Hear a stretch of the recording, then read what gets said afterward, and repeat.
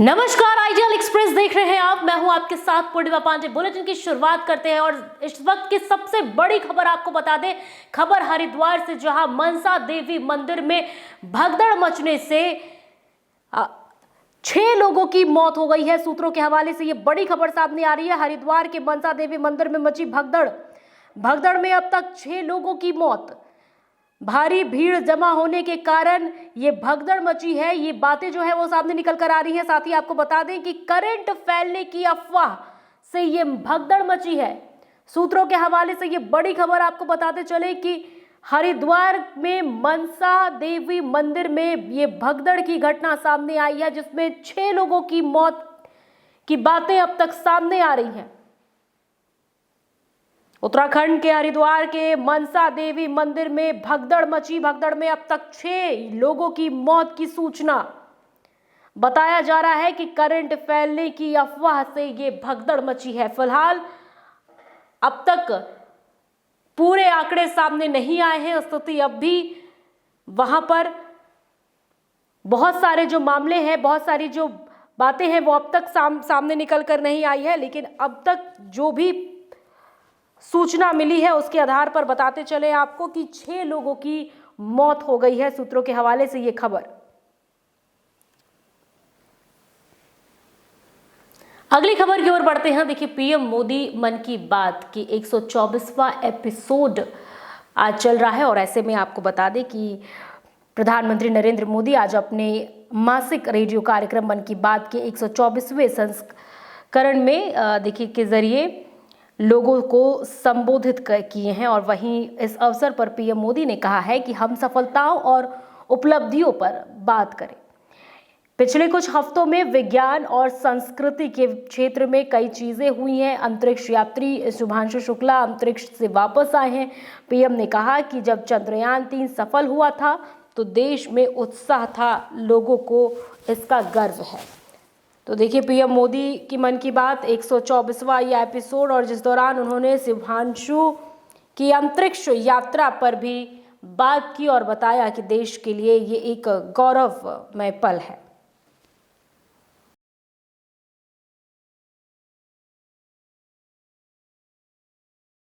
अगली खबर की ओर बढ़ते हैं। देखिए, नीतीश कुमार का एक और बड़ा ऐलान अपने बिहार वासियों के लिए।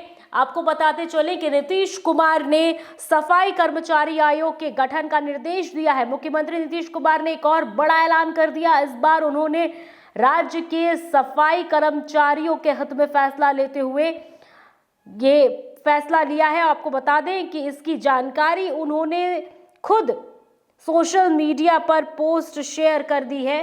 सोशल मीडिया पर पोस्ट शेयर कर मुख्यमंत्री नीतीश कुमार ने इसकी जानकारी दी है। सफाई कर्मचारी आयोग के गठन का निर्देश दिया गया है।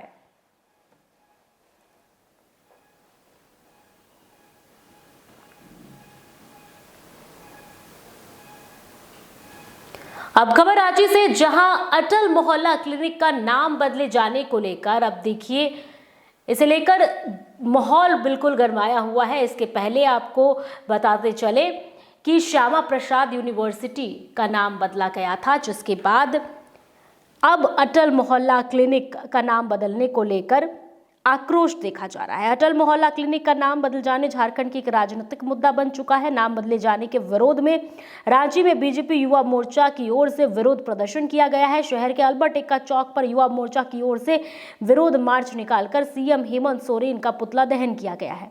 इस दौरान युवा मोर्चा ने सीएम हेमंत को धर्मांतरण का ब्रांड एम्बेसडर भी बताया है। तो देखिए, अल्बर्ट एक्का चौक पर सरकार के खिलाफ ये विरोध मार्च निकाला गया और अटल मोहल्ला क्लिनिक का नाम बदलने को लेकर ये पूरा विरोध चल रहा है। और ऐसे में विरोध के दौरान सीएम हेमंत सोरेन का पुतला भी दहन किया गया और साथ ही उन्हें धर्मांतरण का ब्रांड एम्बेसडर भी बताया गया। आज जिस प्रकार से स्वर्गीय अटल बिहारी वाजपेयी जी, जिन्होंने झारखंड का निर्माता हम कहते हैं, झारखंड के 3.5 करोड़ लोग के दिल में स्वर्गीय अटल बिहारी वाजपेयी जी बसते हैं, लेकिन उनका नाम को मिटाना इस झारखंड सरकार का जिस प्रकार से रवैया है, धर्मांतरण का ब्रांड एम्बेसडर बनने का प्रयास कर रहे हैं हेमंत सोरेन जी इस पूरे राज्य में, झारखंड सरकार, इसको हम बनने नहीं देंगे। स्वर्गीय अटल बिहारी जी झारखंड के एक एक झारखंडियों के दिल में बसते थे और आने वाले समय में आपको अगर कोई क्लिनिक स्टार्ट करना था तो आप अलग से योजना स्टार्ट करते, लेकिन जिस प्रकार से नाम बदलने की राजनीति, तुष्टीकरण की राजनीति जो इस प्रदेश में चल रही है, उसको युवा मोर्चा सड़क पर खड़ा होकर इस सरकार से आंख में आंख डालकर सवाल पूछ रहा है कि आखिर आपने स्वर्गीय अटल बिहारी वाजपेयी जी का नाम मिटाने का क्यों कोशिश की। अब अगली खबर की ओर बढ़ते हैं। देखिए, हरियाली को बढ़ाने के उद्देश्य से एक बड़ा कदम, एक महत्वपूर्ण कदम उठाया गया है। मोतिहारी में पर्यावरण संरक्षण को बढ़ावा देने के उद्देश्य से पौधारोपण किया गया। वहीं परसोनी खेम टोल प्लाजा पर मियावाकी वन पद्धति के तहत 10,000 पौधा का रोपण किया गया। यह पौधारोपण आपको बता दें कि क्यूब्रूस्ट फाउंडेशन एवं Kotwa Muzaffarpur tollway private limited के संयुक्त प्रयास से किया गया है। वहीं इस अवसर पर परियोजना प्रमुख वरुण कुमार मिश्रा ने मियावाकी वन की विशेषताओं से अवगत कराया और बताया कि यह तकनीकी किसी कम स्थान में अधिक पौधे के रोपण को संभव बनाती है।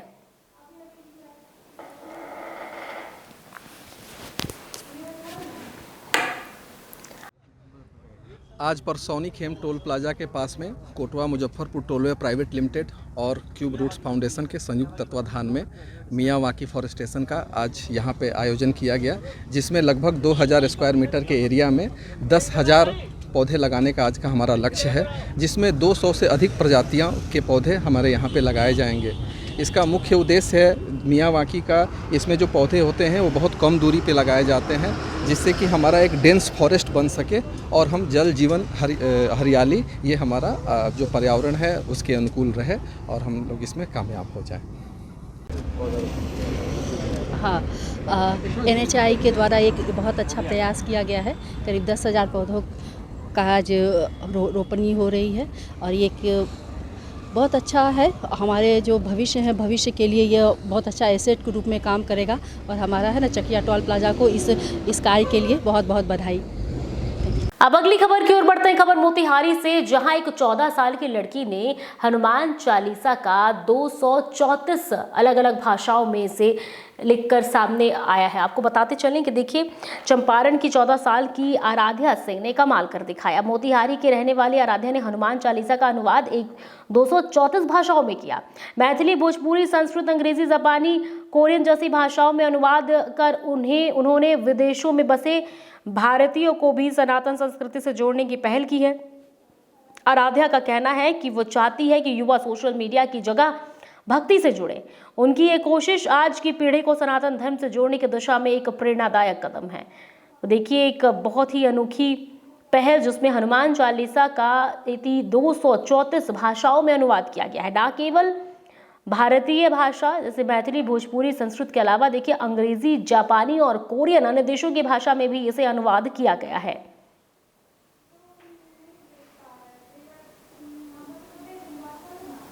सिर्फ एक दलित नहीं होता है, बल्कि एक वो इंसान होता है जो सभी को मुख्य धारा के साथ जोड़ने का कार्य करे। वो इस उद्देश्य के साथ मैंने, और जो हमारे बिहार के पूर्व IPS ऑफिसर रह चुके हैं स्वर्गीय किशोर कुणाल जी, उन्होंने भी एक अनुसूचित जातियों पे एक उन्होंने बुक लिखा है, दलित देवो भवा।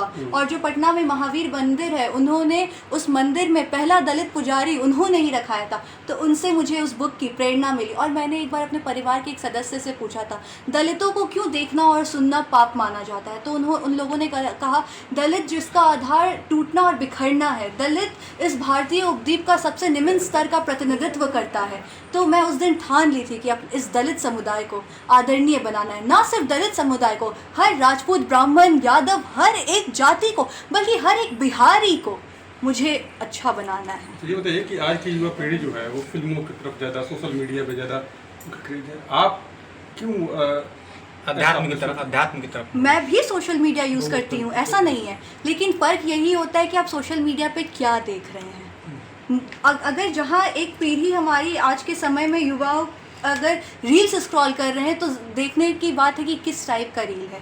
अब मैं उसमें अगर मैं उस कोई रील देखती हूँ, अगर उसमें कुछ सीखने का विषय होता है तो मैं बिल्कुल उससे सीखती हूँ, सीख लेती हूँ कि क्या हम लोग अपने देश के लिए कर सकते हैं, क्या नहीं कर सकते। तो मेरा सिर्फ एक ही उद्देश्य है, अपने परदादा जी स्वर्गीय गोपाल जी रॉय की विरासत को आगे ले जाना। इतने भाषा में ट्रांसलेट किया, मकसद क्या? इसको बस मेरा मकसद यही है कि मेरी संस्कृति को ना सिर्फ भारत पे बल्कि अंतर्राष्ट्रीय मंच पे हमारी संस्कृति को पूरी दुनिया जाने। तो कितने भाषाओं में ट्रांसलेट किया? 234 भाषाओं में। कितने ट्रांसलेटरों का सहयोग किया? मैंने सिर्फ गूगल ट्रांसलेट का सहयोग लिया है। किससे सम्मान पाने की इच्छा है? सम्मान पाने की इच्छा, अगर वो इच्छा अपनी जगह है, मुझे बस अपने कार्य को सिद्ध करना था, वो मैंने किया। अब आगे, लेकिन आगे की तैयारी में मैं राष्ट्रीय बाल पुरस्कार के लिए आवेदन करने जा रही हूँ, साथ ही Guinness book of world record के लिए भी। तो ये मेरा पद, किसी पद की लालच और ये सब ये नहीं होता है। अपने कार्य को सिद्ध करेंगे, पद अपने। किस क्लास में पढ़ती हो? मैं 9th स्टैंडर्ड में पढ़ती हूँ, सेंट कैरन सेकेंडरी। एक पिता के हैसियत से जो भी बन पाएगा हम करेंगे। वो हमने इन लोगों को दिया, अपने किसी भी बच्चे को जिसे जो लाइन में जाना था, जो पढ़ाई करना था, हमने कहा ठीक है बेटा आप लोग पढ़िए। सब अपने अपने जगह पर अच्छे से कर रहे हैं। ये भी है, ये इसको था कि नहीं हम हनुमान चालीसा इतने 234 भाषा में लिखेंगे। हम कहा ठीक है बेटा लिखिए, आपको करना है, जो हमसे बन पाएगा हम करेंगे। तो आज ही पूरा कर ली है। क्या नाम है? हमारा मनोज सिंह। बेटी आपकी अनोखा काम कर रही है, किस तरह का सहयोग आपके द्वारा मिला? मैंने जहाँ तक हुआ उसे बताने का, मैं बच्चों हमसे सीख ले कि उसको समझाती थी कि बेटा पढ़ाई के साथ साथ, पढ़ाई तो हर बच्चे करते हैं, बट पढ़ाई के साथ कुछ एक्स्ट्रा भी कुछ करना चाहिए। तो उसको धार्मिक में बहुत ज़्यादा ये था, हमें पूजा पाठ करते हुए देखती थी तो उसको आस्था था कि नहीं हम लिखेंगे। माँ ये हनुमान चालीसा तो हम लोग पढ़ते हैं, जो अवधि में आती है वो सिर्फ हम लोग जानते हैं, लेकिन अदरवाइज और भी देश के लोग पढ़ सके, मतलब उनके लिए कुछ आसान तरीका हम ढूंढें, हम कुछ करें। तो ये उसे मैं मोटिवेट की कि हाँ करो, आजकल गूगल है, AI है, उसके माध्यम से तुम आगे कर सकती हो कुछ, मतलब ये सब। तो मेरे बच्चों यही किए, रात भर मेरी बेटी जग कर और सारी रात मतलब ये अपना काम में लगी रही, मोबाइल लैपटॉप में।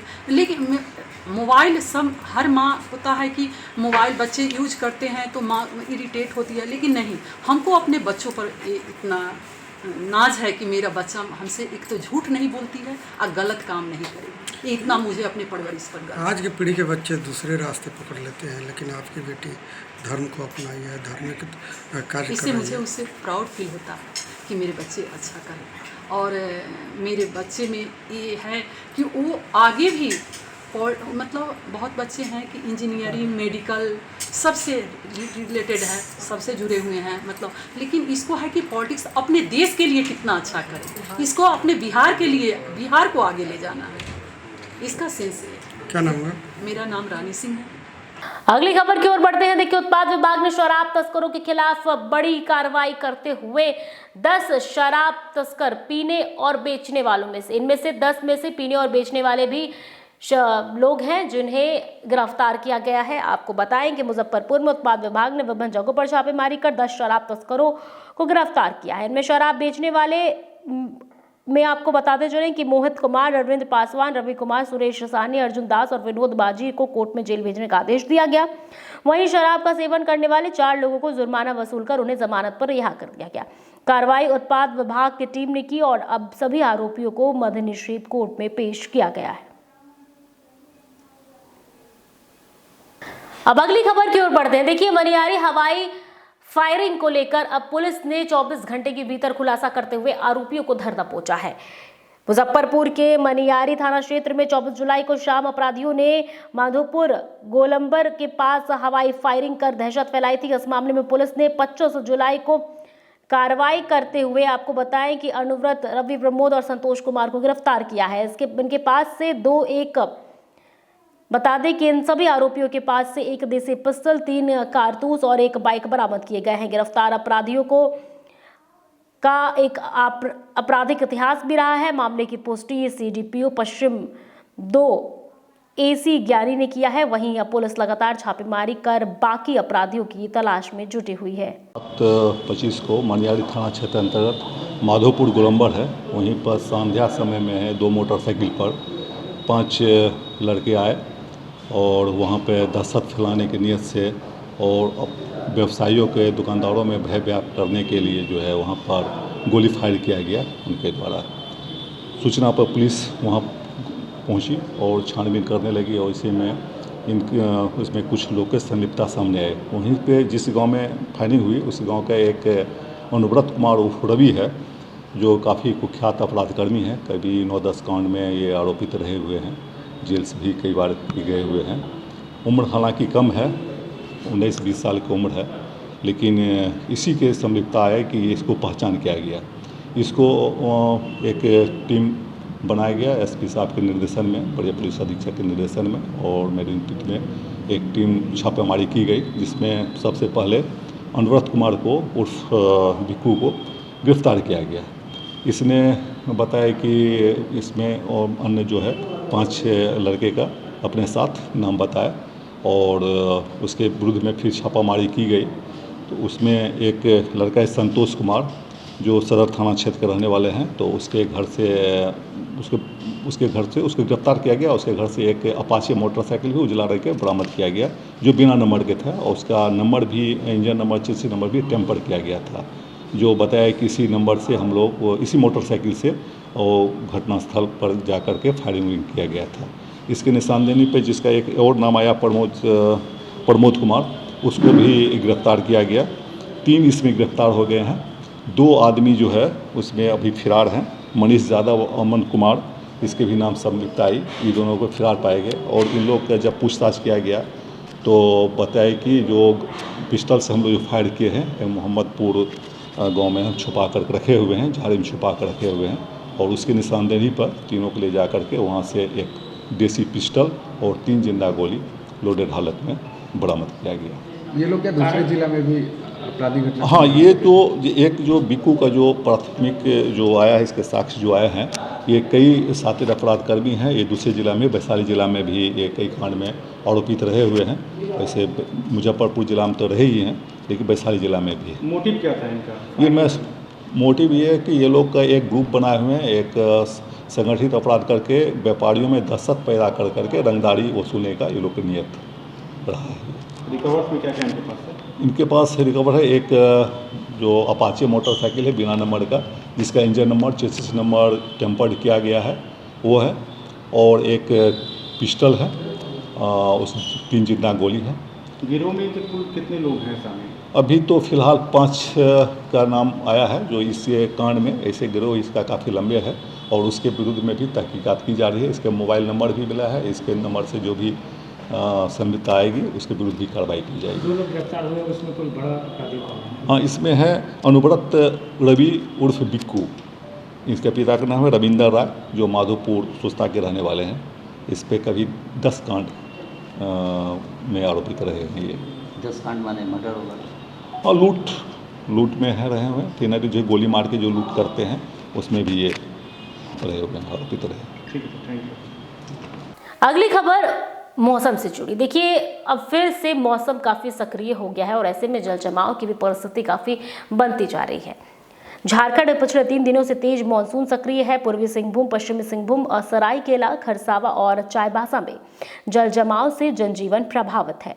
लगातार बारिश और वज्रपात से कई जगह जानमाल का नुकसान हुआ है। वहीं मौसम विभाग ने 28 से 30 जुलाई तक येलो अलर्ट जारी किया है। पूर्वी पश्चिमी जिलों में हल्की सी मध्यम बारिश और वज्रपात की संभावना है। लोगों को खुले में ना निकलने और सुरक्षित स्थानों पर रहने की सलाह दी गई है। तो फिलहाल मेरे साथ इस बुलेटिन में इतना ही। ऐसे ही तमाम अपडेट के लिए देखते रहिए ITEL एक्सप्रेस।